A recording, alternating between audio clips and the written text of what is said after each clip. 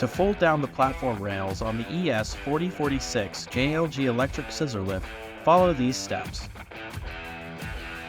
Remove the platform control station and place it on the platform floor.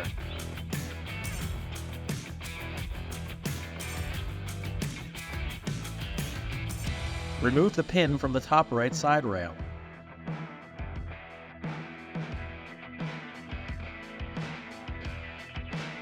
Remove the top rail pin at the rear gate and fold the top rear gate rail towards the right side rail.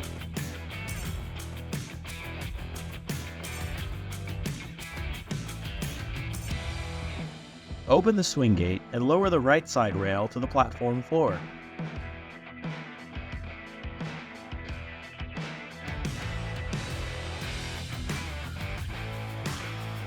Remove the top left side rail pin and lower the left side rail to the platform floor.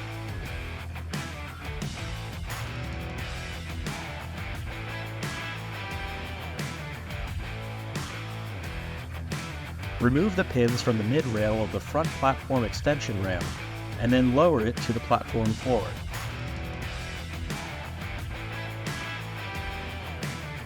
Now you've successfully folded down the platform rails on the ES4046.